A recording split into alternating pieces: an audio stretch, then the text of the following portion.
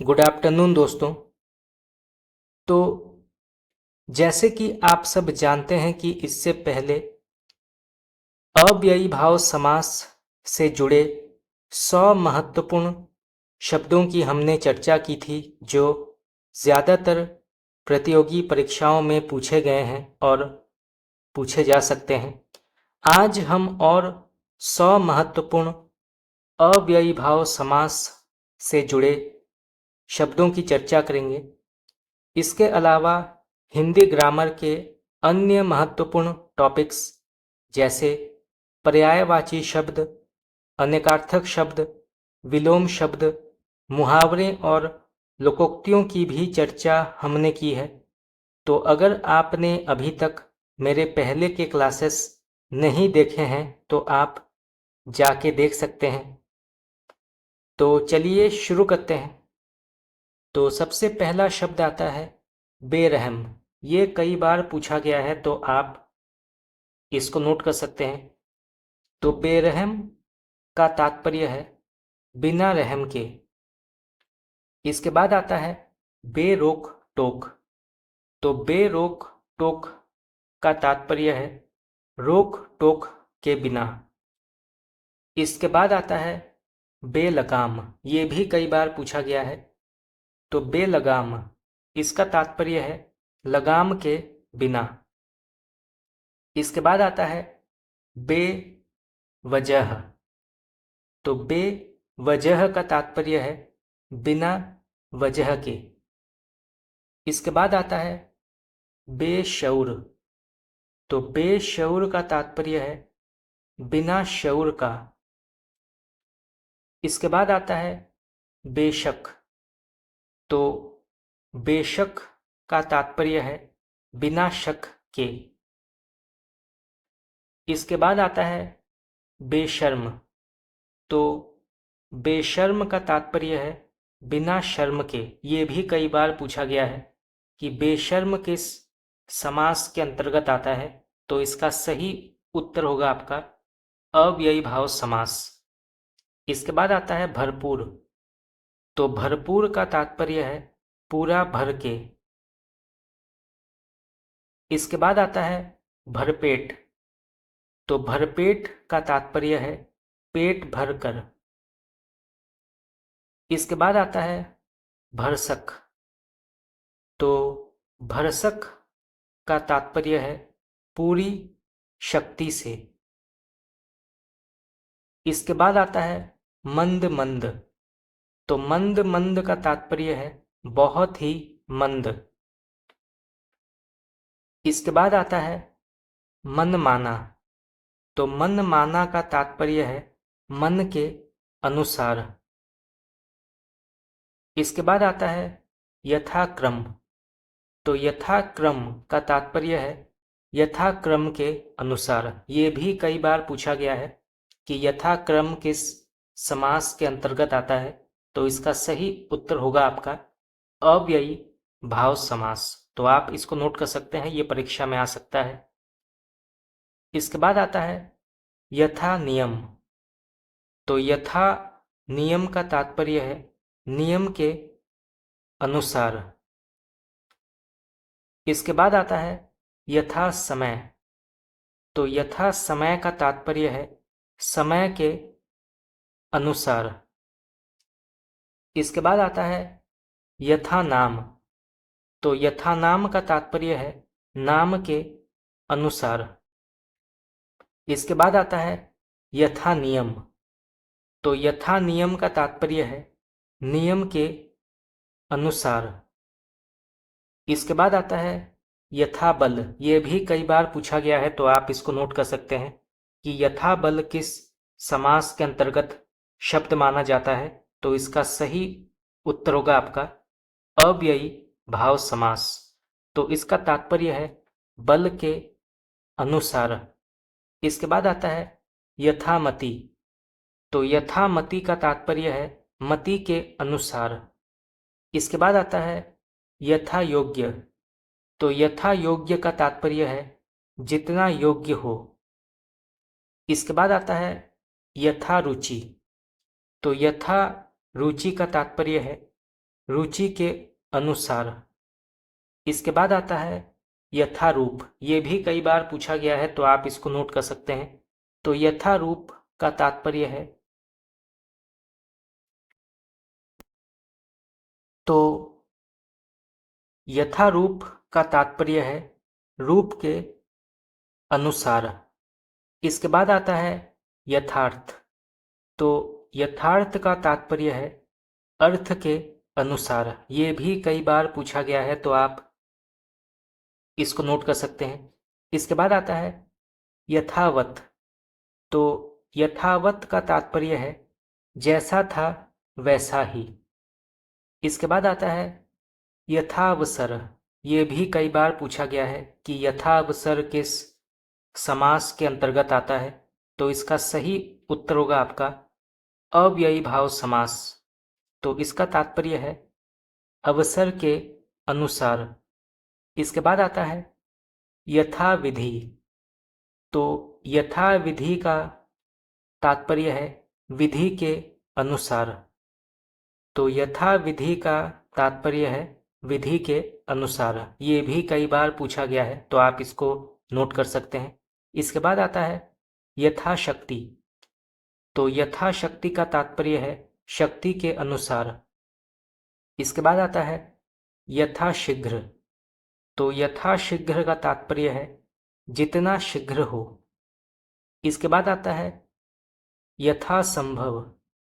तो यथासंभव का तात्पर्य है जहां तक संभव हो। इसके बाद आता है यथा समय। तो यथा समय का तात्पर्य है समय के अनुसार। इसके बाद आता है यथा सामर्थ्य। ये भी कई बार पूछा गया है यथा सामर्थ्य किस समास के अंतर्गत आता है। तो इसका सही उत्तर होगा आपका अव्ययी भाव समास। तो इसका तात्पर्य है सामर्थ्य के अनुसार। इसके बाद आता है यथास्थान। तो यथास्थान का तात्पर्य है स्थान के अनुसार। इसके बाद आता है यथेच्छ। तो यथेच्छ का तात्पर्य है इच्छा के अनुसार। आप इसको नोट कर सकते हैं। ये थोड़ा सा कठिन शब्द है तो परीक्षा में आ सकता है। चलिए आगे बढ़ते हैं। इसके बाद आता है यथोचित। तो यथोचित का तात्पर्य है जितना उचित हो। इसके बाद आता है यावज जीवन। तो यावज जीवन का तात्पर्य है जब तक जीवन हो। ये भी कई बार पूछा गया है तो आप इसको नोट कर सकते हैं।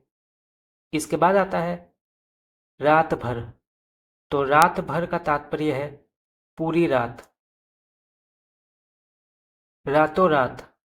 तो रातों रात का तात्पर्य है रात ही रात में। इसके बाद आता है व्यर्थ बिना। तो व्यर्थ का तात्पर्य है बिना अर्थ के। इसके बाद आता है श्रद्धा पूर्वक। तो श्रद्धा पूर्वक का तात्पर्य है श्रद्धा के साथ। इसके बाद आता है सकुशल। तो सकुशल का तात्पर्य है कुशलता के साथ। ये भी कई बार पूछा गया है कि सकुशल किस समास के अंतर्गत आता है। तो इसका सही उत्तर होगा आपका अव्ययी भाव समास। तो आप इसको नोट कर सकते हैं। इसके बाद आता है सपरिवार। तो सपरिवार का तात्पर्य है परिवार के साथ। इसके बाद आता है सप्रसंग। तो सप्रसंग का तात्पर्य है प्रसंग के साथ। इसके बाद आता है समक्ष। तो समक्ष का तात्पर्य है अक्षी के समान। इसके बाद आता है सशक्त। तो सशक्त का तात्पर्य है शक्ति के साथ। इसके बाद आता है सहसा। तो सहसा का तात्पर्य है एक दम से। इसके बाद आता है सादर। ये भी कई बार पूछा गया है तो आप इसको नोट कर सकते हैं। तो सादर का तात्पर्य है आदर सहित। इसके बाद आता है सानंद, तो सानंद का तात्पर्य है आनंद सहित। इसके बाद आता है साफ साफ, तो साफ साफ का तात्पर्य है बिल्कुल स्पष्ट। इसके बाद आता है सार्थक, तो सार्थक का तात्पर्य है अर्थ सहित। हर घड़ी, तो हर घड़ी का तात्पर्य है प्रत्येक घड़ी। इसके बाद आता है हर साल, तो हर साल का तात्पर्य है प्रत्येक साल।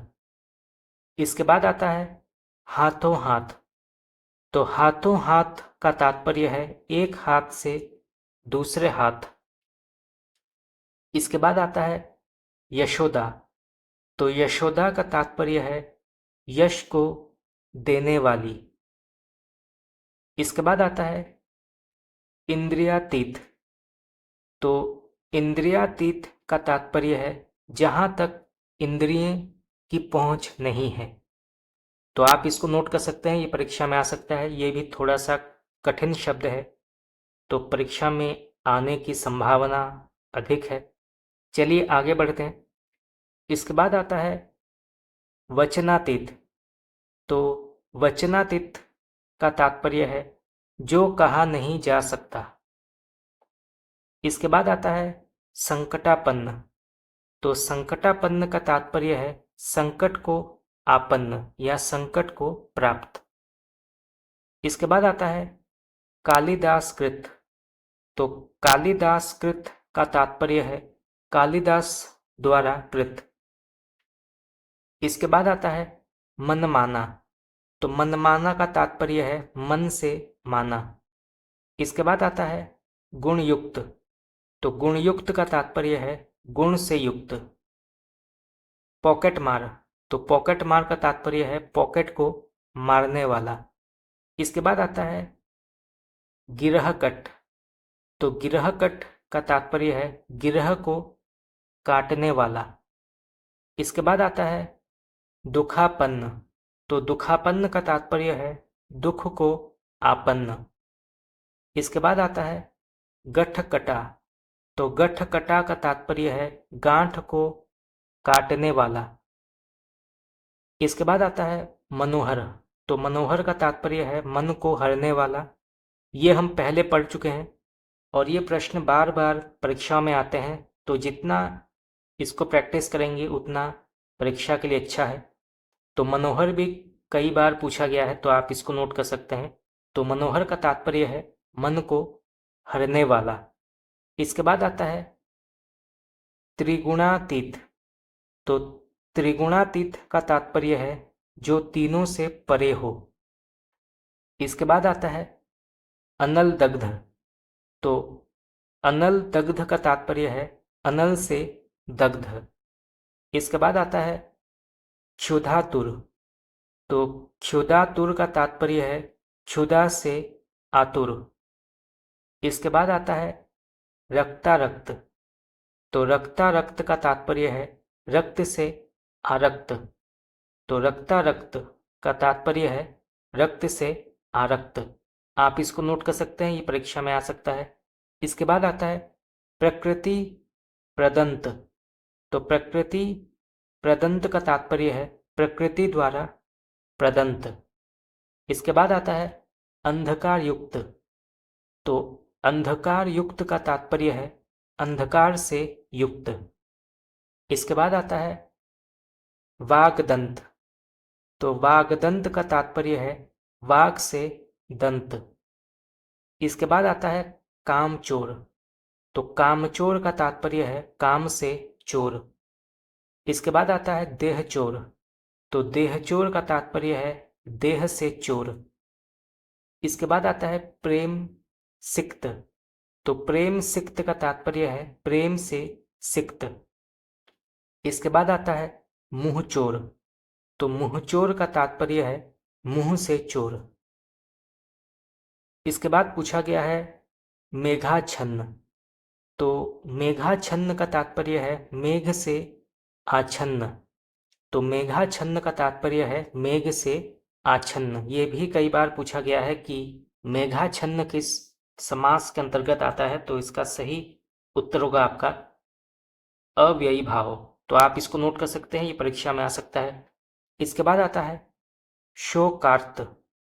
तो शोकार्त का तात्पर्य है शोक से आर्त। इसके बाद आता है कष्ट साध्य। तो कष्ट साध्य का तात्पर्य है कष्ट से साध्य। तो कष्ट साध्य का तात्पर्य है कष्ट से साध्य। आप इसको नोट कर सकते हैं, ये परीक्षा में आ सकता है। इसके बाद आता है रक्त रंजित। तो रक्त रंजित का तात्पर्य है रक्त से रंगा। इसके बाद आता है मुंह मांगा। तो मुंह मांगा का तात्पर्य है मुंह से मांगा। इसके बाद आता है ज्ञान युक्त। तो ज्ञान युक्त का तात्पर्य है ज्ञान से युक्त। इसके बाद आता है कपड़ छन्न। तो कपड़ छन्न का तात्पर्य है कपड़े से छना। इसके बाद आता है गुण युक्त। तो गुण युक्त का तात्पर्य है गुण से युक्त। इसके बाद आता है देवदंत। ये भी कई बार पूछा गया है कि देवदंत किस समास के अंतर्गत आता है, तो इसका सही उत्तर होगा आपका अव्ययी भाव। तो इसका तात्पर्य है देव द्वारा दंत। इसके बाद आता है करुणा पुण्य। तो करुणा पुण्य का तात्पर्य है करुणा से पुण्य। इसके बाद आता है तुलसीकृत। तो तुलसीकृत का तात्पर्य है तुलसी द्वारा कृत। इसके बाद आता है पद दलित। तो पद दलित का तात्पर्य है पद से दलित। इसके बाद आता है मद माता। तो मद माता का तात्पर्य है मद से माता। इसके बाद आता है शोकाकुल। तो शोकाकुल का तात्पर्य है शोक से आकुल। इसके बाद आता है श्रमजीवी। तो श्रमजीवी का तात्पर्य है श्रम से जीने वाला। इसके बाद आता है समाभवन। तो सभा भवन का तात्पर्य है सभा के लिए भवन। ये सभा होगा, समा हो गया है। तो सभा भवन का तात्पर्य है सभा के लिए भवन। तो आप इसको नोट कर सकते हैं, ये परीक्षा में आ सकता है। इसके बाद आता है माल गोदाम। तो माल गोदाम का तात्पर्य है माल के लिए गोदाम। पुत्र शोक। तो पुत्र शोक का तात्पर्य है पुत्र के लिए शोक। इसके बाद आता है देवालय। तो देवालय का तात्पर्य है देव के लिए आलय। धर्मशाला। तो धर्मशाला का तात्पर्य है धर्म के लिए शाला।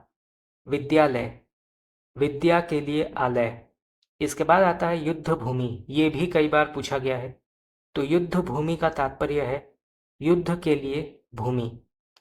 प्रयोगशाला। तो प्रयोगशाला का तात्पर्य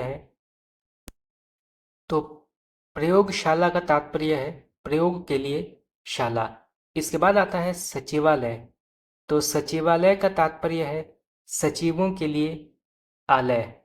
इसके बाद आता है रसोई घर। ये भी कई बार पूछा गया है कि रसोई घर किस समास के अंतर्गत आता है, तो इसका सही उत्तर होगा आपका अव्ययी भाव समास। तो इसका तात्पर्य है रसोई के लिए घर। इसके बाद आता है डाक महसूल। तो डाक महसूल का तात्पर्य है डाक के महसूल। और अंत में आता है ब्राह्मण देय। तो ब्राह्मण देय का तात्पर्य है ब्राह्मण के लिए दय। तो दोस्तों आज के लिए इतना ही। आज हमने और महत्वपूर्ण समास, खास करके अव्ययी भाव समास से जुड़े शब्दों की चर्चा की। इसके अलावा हमने बहुब्रीहि समास, द्वंद्व समास, द्विगु समास, तत्पुरुष समास से जुड़े शब्दों की भी चर्चा की है। तो अगर आपने अभी तक मेरे पहले के क्लासेस नहीं देखे हैं तो आप जाके देख सकते हैं। तो आज के लिए इतना ही। अगर आप लोगों को मेरा क्लास पसंद आया तो आप मुझे कमेंट करके बता सकते हैं। आपका बहुत बहुत धन्यवाद।